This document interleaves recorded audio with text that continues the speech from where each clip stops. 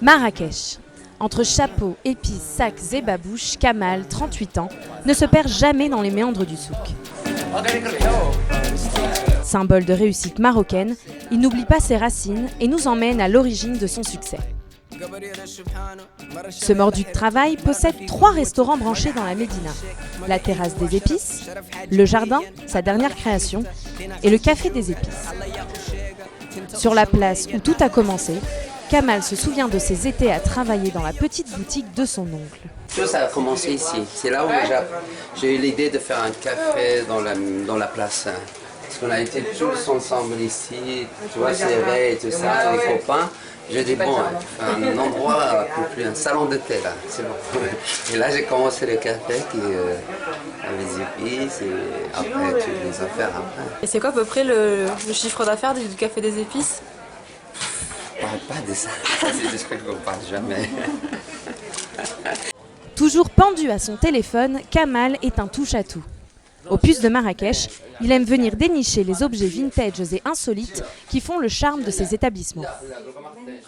Ce créateur entrepreneur sait allier travail et plaisir.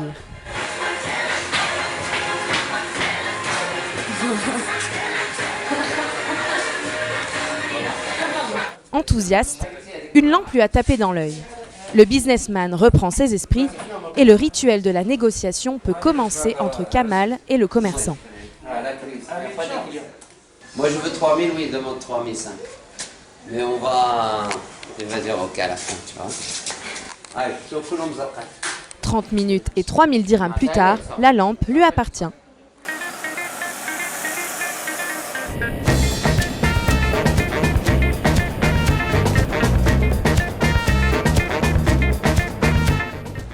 Retour au souk.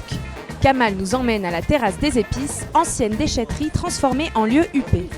Il y vient régulièrement saluer ses employés et s'assurer du bon fonctionnement de ses affaires avec son comptable. Ça va, les entreprises se portent bien? Oui, ça va. On sent la crise. Ah, même au Maroc? Oui, oui. Surtout dans le secteur d'hôtellerie. Tu leur délègues vraiment à eux, tout ce qui est gestion, comptabilité? Parce qu'il y a 50 personnes, vous verrez. 50 personnes, c'est pas évident, tu vois. Chacun avec sa façon de procéder.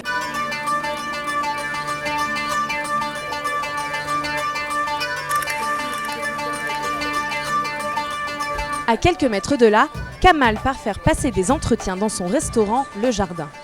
Il a rendez-vous avec Awa et Maria, visiblement pas très ponctuels. Ok, yallah, tout de suite, yallah, 4h. Yallah, vite, c'est pas ce qui se passe. Les Africains, c'est peur que les Marocains.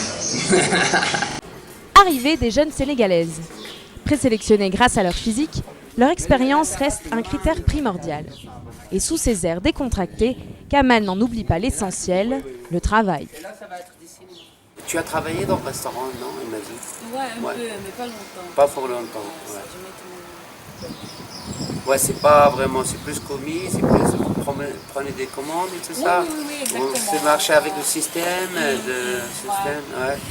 ouais, mais c'est très facile. Non, après il y a des garçons, ils vont former vite. Ça c'est très. Ce que je vois, moi personnellement, c'est le manque d'expérience. C'est ça le truc. Mais j'ai l'impression qu'ils ont envie d'apprendre. Ça c'est très. Non, Carlos? Je pense. Ouais. Et du coup, ils vont quand même venir à laisser toutes les deux au jardin? Mais pas en même temps. Ouais. On va donner une chance de 10 jours chacune, comme ça, pour essayer, pour voir avec qui on va.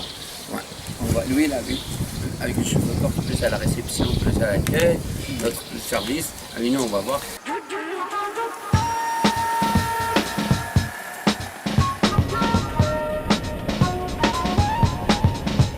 La tête toujours pleine de projets, Kamal se rend dans le quartier de Guélise, à l'hôtel de la Ménara. Il se verrait bien racheter cet hôtel abandonné, mais loin d'être le seul sur le coup, il possède un avantage, le propriétaire le connaît bien. Kamal, il est comment? Il est actif. C'est un garçon comme ça.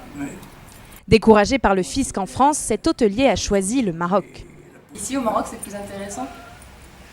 il y a moyen de s'arranger. C'est-à-dire? Il y a la famille, il y a les amis, il y a les pistons.